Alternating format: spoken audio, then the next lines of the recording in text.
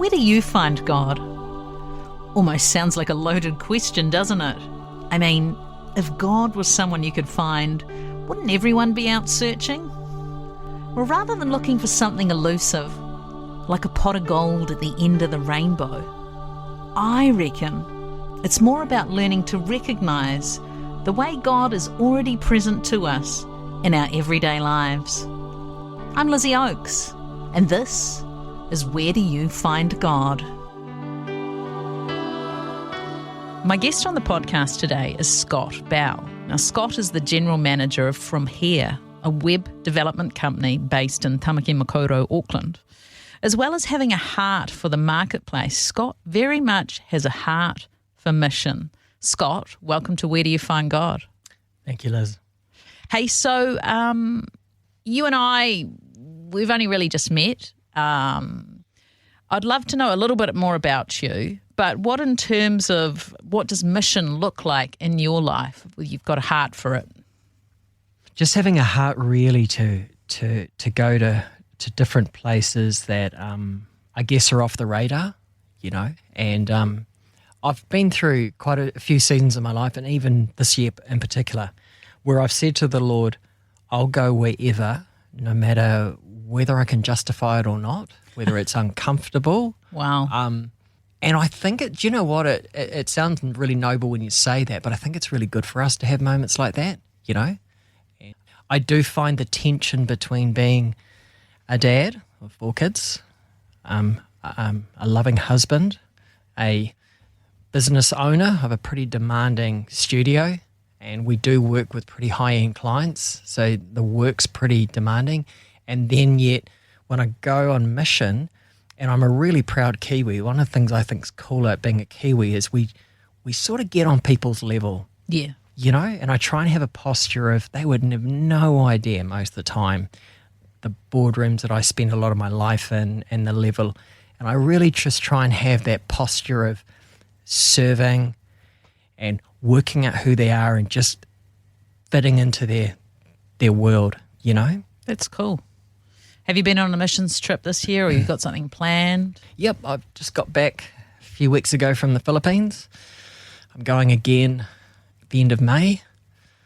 I don't normally go this close, but and I've got a couple in the pipeline for this year as well. So yeah, they'll be exciting. And when you go on these mission trips, do you go with a group? Do you go on your own? I'll either go with my own, or I'll take a person or a son. My daughter's a little bit young at the moment, but I tend to like being in a smaller group. That is actually something I do prefer, because I tend to like stacking things up.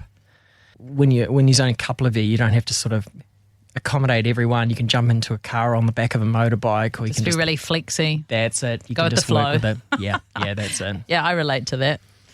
Hey, Scott, in Acts chapter 17, verse 27, it says, God intended that they would seek him and perhaps reach out for him and find him, though he is not far from each one of us. So my question for you today, Scott, is where do you find God? Well, that's an interesting one, because one of my favourite quotes is a Bill Johnson quote. And it says, God doesn't hide things from us, he hides things for us. And that's a really important one for me, because my testimony isn't necessarily a rock and roll story before I became a Christian. It was honestly after I became a Christian.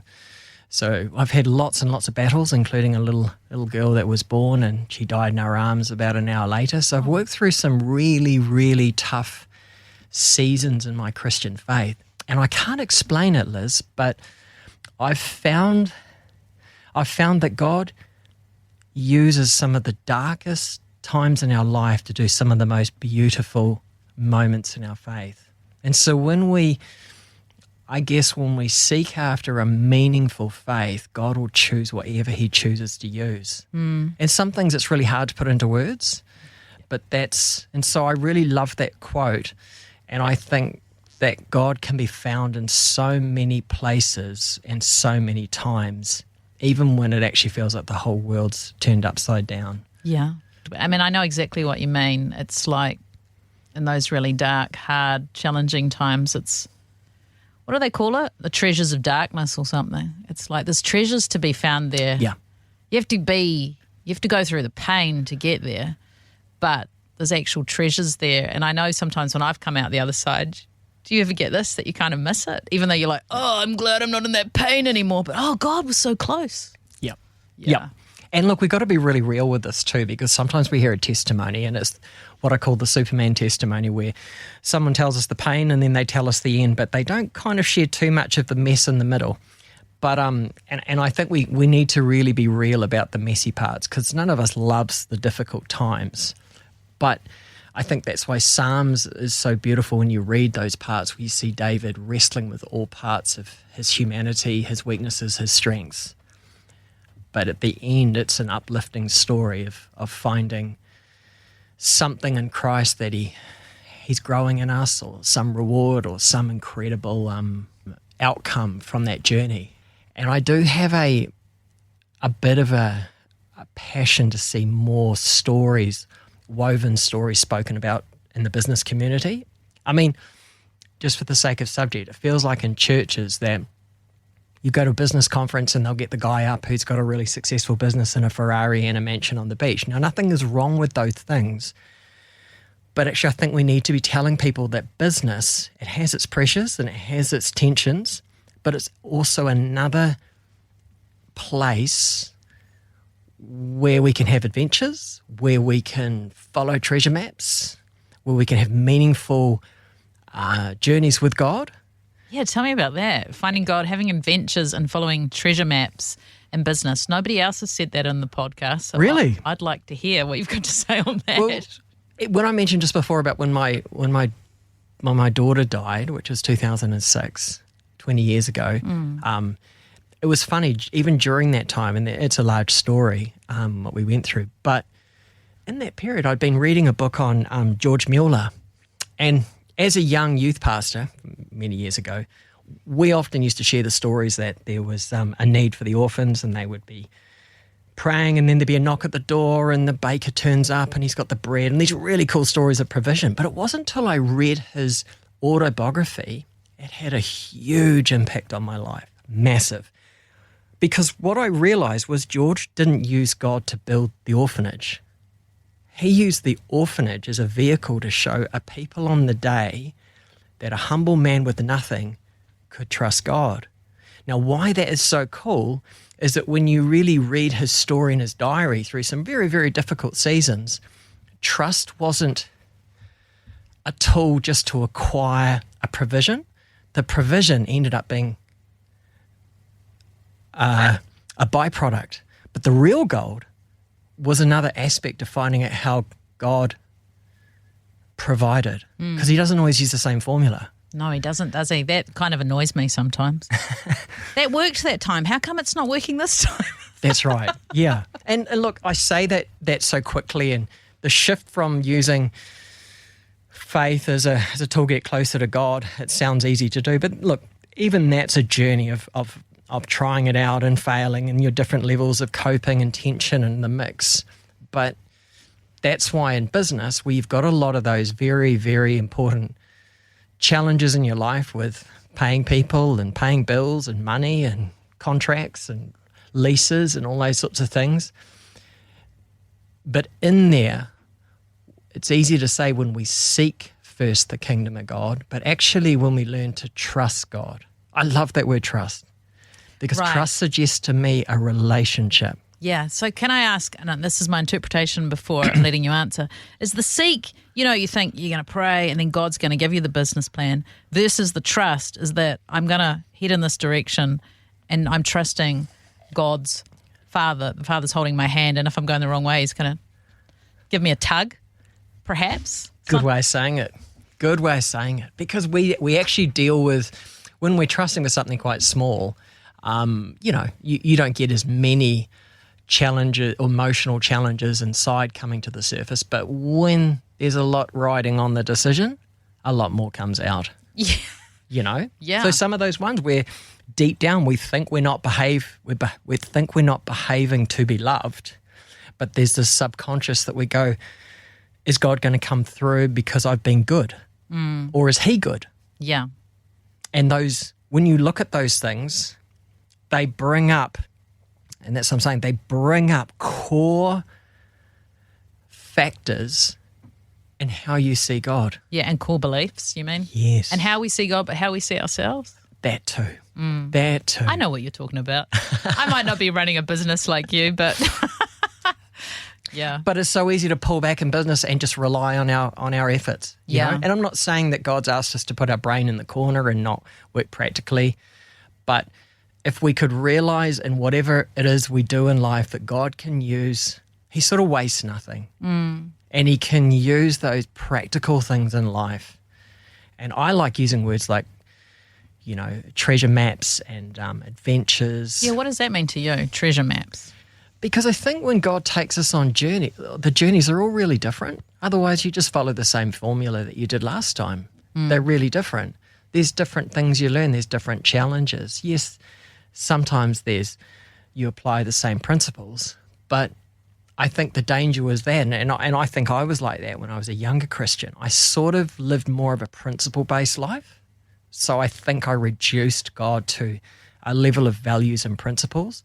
Where I'm at now, there's still guiding principles and values in my life, but a meaningful, loving, deep relationship with my Father, and that unfolding in different aspects of my life, that is more important to me.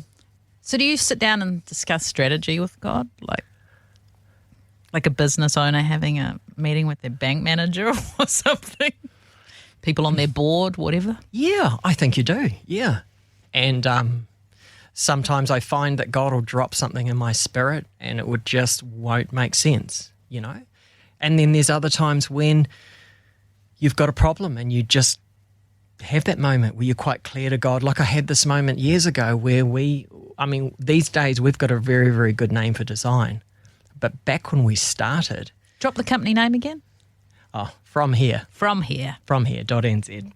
So we, back in the day, we had a bit of a challenge getting design. I've been in design all my life. So I was originally studied architecture and been around design for years and years and years. So in the early days, it was quite hard getting a designer in the company that would fit well. And we went through a period, I think in a year, 3 or 4 of them just sort of walked out due to the pressure. And I remember going to a church service one night. I'll try and tell the story really quickly. And we had a visiting speaker and he just said, it was like a Tuesday or a Wednesday night, like a midweek meeting. And he said, hey, I just feel to get business people up at the moment. I'm going to pray for you. And I went up the front, got prayer, didn't feel anything, but just really believed God was in there in that moment. And I really needed a designer. I'm tired, I'm frustrated, and I've always employed designers. I've never used contractors. But that particular moment, there was 1 or 2 projects and I'd used this contractor from Australia. And I'd only used him on a couple of projects, but he was really, really good. And I wouldn't have continued to use him because I prefer employed staff. So I jump into my car that night. It was about 9 o'clock at night. I remember I had a BlackBerry. And I said to the Lord as I jumped in the car, I said, Lord, I need a designer. I want our company to be known for design. Now, I'm living that now, but this prayer back then, we hadn't seen it. I said, Lord, I want our company to be known for design. And I said, I want a designer like that guy in Australia that I'm dealing with. And that's what I said, just that. Jumped into my car, drove down one street, drove down the other at 9 o'clock at night. My phone went ping.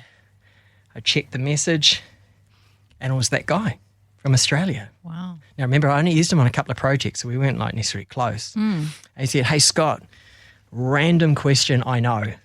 Things are changing in my life. I'm thinking of getting married. I'm dealing with a few different agencies. I thought I'd reach out to you first. I love your guys' culture and your vibe. Would you consider employing me full-time? I know it's a big ask. And he ended up working for us and moved over in 2 weeks' time. Oh, wow. And Wow. he was a great designer. And then since then, we've had other great designers, and it was just, so that was a cool story. That's a really cool story. I'm thinking how you referenced that through the Seek, rather than trust. I mean, you actually stated and named to God what you needed in your business, right? You weren't just, hey, God, what do I need? But, True, God, it was this quite is what specific. I was specific, and this is what I want, and this is what I need, and then bang. I mean, I know everything in life doesn't always happen like that, but I think, I'm not saying you, but I'm saying sometimes as Christians, I feel like we can be a little flaky and not. But when you're running a business, you can't afford to be flaky, right? You've got to make concrete plans. You've got big clients and medium and little clients, True. Yeah, true. The interesting I think about that is even that time I was really tired, and that's what I think the neat thing about seeing faith come through is it ends up not being the provision of God that blows you away more so than God provided for you. Yeah. It starts off being the provision. Don't get me wrong, it's important. But after all, walking with God, and that's what I'm saying with the journeys and the treasure things, there's just something about God answering and how he answers you, because that was one story, but other stories have been really different. Yeah. And then, I know we don't have time to go into it all, but the flip side of that is you're on a mission trip. Is it the same? Same but different? Well, even in the missions trip, not necessarily answering your question, but I just remember a trip last year, I think it was. I'm in Cebu, and I'm in a slum, and we're going around to different people's homes. It was really, really poor, and we're praying and we're seeing people healed and stuff like that. And I love going after the supernatural, and and I'm trying to be in these people's little homes, and I'm saying little tiny homes, and being honoring and respectful. And I can feel my phone buzzing, and then I'd go out of their tin shed, because that's what it was like. The smell was pretty strong. And then I'd walk around the corner and get a moment where no one could see, pull my phone up and deal with a business issue and flipping between the two. Yeah. It's a bit hard on the brain, isn't it? Yeah. But I'm not going to say I love it, but that leans into what I was saying before.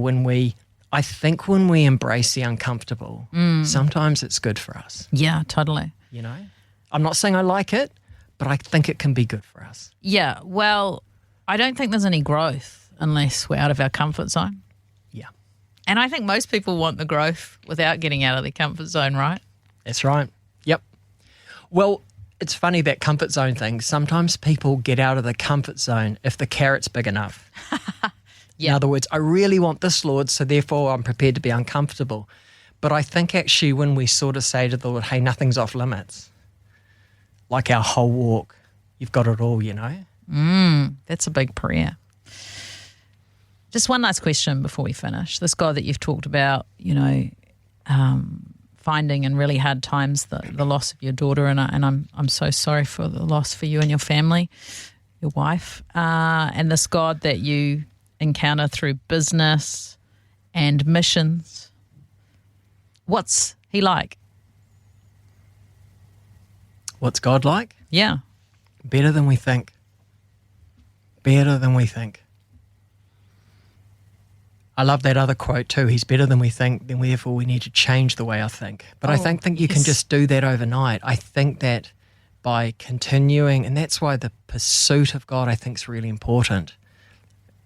And pursuing him because he's waiting to be found in the many areas, And but in those moments, I think there's so much of God to be revealed in our lives that not every part of God can be revealed in one moment,